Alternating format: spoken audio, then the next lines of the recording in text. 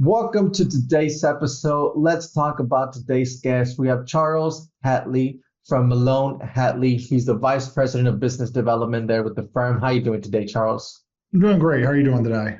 I'm doing great. Thank you so much for asking. And let's jump right into it. Charles, in your own words, can you tell us a little bit more about what Malone and Hatley are doing there? So we are a family law and estate planning law firm. We are your partner through the divorce and estate planning process. What we have done within the law firm space is taken the ideas from a normal business model and applied those to more of a legal business model, which in the past have been very divergent. Okay, perfect. And so that way our listeners who are tuned in can get a good understanding of the firm then. What would you say are some of the key problems that you guys like to solve for clients? So what we do is, if you're married, you're going through a tough time with your spouse, we really help you get to the other side. A lot of people look at divorce as an end to something. We like to tell you it's the beginning to a new relationship. Or custody and visitation issues, while it's tough on your children, we discuss more what your children will get when the parents aren't fighting. And for estate planning, we really talk about how we're going to protect you and your family's future, even though you may no longer be around.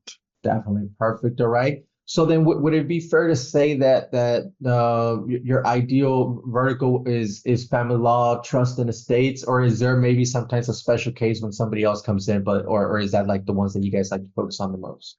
So we focus family law and trust and estates. If people come in for other problems, we like to be very honest and say, look, this isn't what we do. You will not be well served by having a family law attorney represent you for your felony case or your DUI. So we then network with other attorneys that we know, like, and trust in order for the clients that call us, and we can still help them out as much as we can. Definitely, that's super important, right? Not taking on a case where just to take it. I mean, I think that just leaves at the end some bad taste in a client. So kudos for you guys for doing that. And so then, how would somebody then find out usually if they're looking for family law, trust states? Is there a top client acquisition channel for you guys? So one of the main focuses that we have right now is online marketing. When people are searching, as we're looking at from this, transition from keyword searches to large language model searching. Right now, we're still stuck in the keyword world. We're looking at people who Google, I need a divorce attorney. I need a divorce attorney near me. I'm looking for a top rated divorce attorney.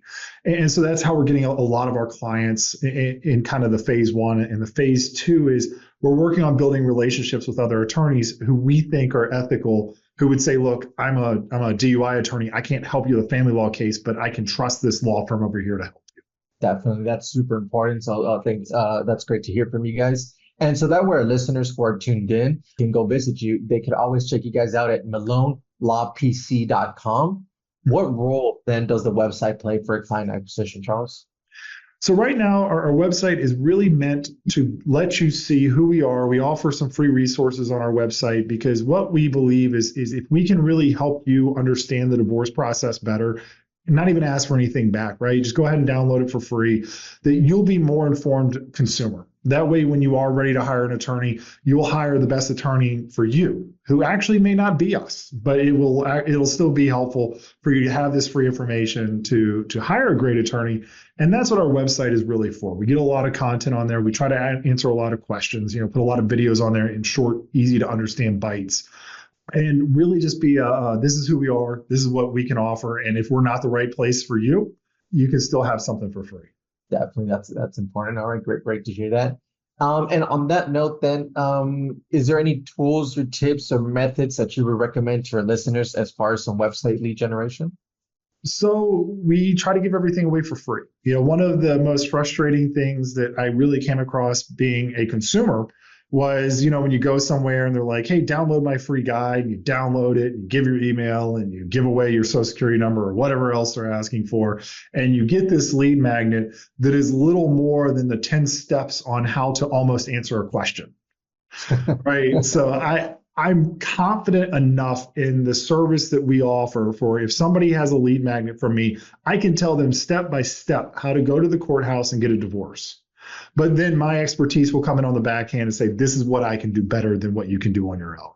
Definitely, that's where it is, and I'm glad that that you put it out there like that, right? I mean, if they're there, they're gonna hire you. So that's great to hear from you guys. And let's switch gears a little bit, Charles, and let's talk about you as a leader. You being the business vice president of business development. What are some key tasks you'd like to focus on your day-to-day work? So it's ever evolving. So one of the key tasks, and this is a little bit weird, is I look at my role and I say, how can my role do something that actually matters today? So, when you're sitting down every day and you're looking at what you have to do, right? I'm going to look at my website traffic. I'm going to look how many leads we had come in. I'm going to look at the overall revenue. I'm going to look how many new clients that we're getting, retention percentages, and all of that. I say, but what can I do to not just look, interpret, and understand data? What can I do to move the organization forward in a substantial way? And I'll give an example. One of the ideas I had the other day, we hired somebody who owned a business, and I said, what if we, instead of hiring them, acquired their business, and then was using their website to create blog posts to enhance our authority score online. And then reached out and started researching on that, and that has become a big project that we're working on now. Okay, perfect. Awesome. Great to hear that. And let's jump into our next section here then, Charles, which is our rapid fire question rounds. Are you ready for them? Absolutely. Awesome. First off is, where do you usually get with all the overwhelming information out there as far as some marketing efforts? Is there a preferred channel that you like to go with? There is. I usually listen to people, and what I do is I look in listening to people, I understand the books that they're reading, right? So when people give talks, they'll reference an author, and I usually write down the author and I go read the book myself.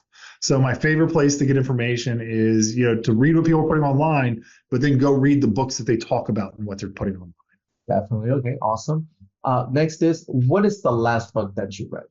The last book I read was The Culture of Revolution. It was talking about the employment culture, and I just finished it this morning, so it's really easy. It was talking about how we're changing from being a in-office workspace to a remote workspace, and what we can do to get away from that bias that we have about the people we see every day versus the people that are working remotely for promotions and enhancement within the company.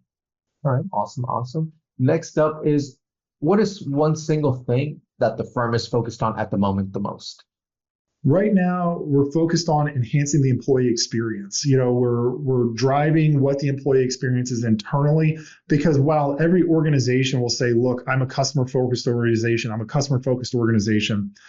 we said, look, if we ask our employees to respond to clients within 24 business hours, then we as a leadership team need to respond to our employees within 24 business hours. Everything that we ask our team members to do for our clients, the leadership has to do for them. So we're really focused on enhancing that employee experience so that people are so happy with their careers here that it just naturally pours out into how the customer is being treated. Awesome. That's great to hear, right? I think everybody thinks it's a default to do, but in order, to say it the way you say it, awesome to hear from you, Charles. Like, great stuff. Awesome to hear. Next up is, if there would be no boundaries in technology, what would be that one thing that you want to have fixed for your role as a marketer today? It would be the ability to test things quicker and faster, right? When you're going out there and you're A/B testing something, I would love to be able to A/B test something for 2 weeks, come back, know the answer, and take the answer and move forward with something else. It's, for me, as weird as this sounds, technology almost moves too slow for me. Awesome to hear. All right, great. I think everybody's kind of in that same boat, right? As a marketer, you want that information as fast as possible. So definitely something to take into account. Next is, if there's one repetitive task that you could automate, what would that be? If I could automate responding to emails, and that's kind of a double-edged sword, because I actually enjoy responding to our internal emails. It's the external emails where people call upon you constantly to ask you for something. And some days, as gracious as you may be in your approach, you get tired. Definitely. I think, and especially over the weekend, right? When you come in on Monday, you got all those emails like, all right, let's start kicking it off. Definitely would agree with you. Lastly, Charles, you have already experience, but what is that one piece of advice that you would give yourself if you were to restart your journey as a marketing or in the business development world? Push harder. Which is a little bit weird because a lot of people say, slow down, enjoy the moment. One of my things is, I always go back to this idea that marketing is like trying to push a giant wheel. It's very, very hard to get started, but once you cross that pathway, it's hard to stop. And, take those days where I was tired at the end of the day and just put in 30 more minutes of marketing. And just every day, if I could have just added 30 more minutes of marketing, it would have been that wheel would have started turning faster. Definitely. All right. Great advice there for our listeners. And well, Charles, we are coming to the end of the show today, but I do want to give you the last word. If someone forgets everything about the interview today, what is that one thing they should remember about Malone Hatley?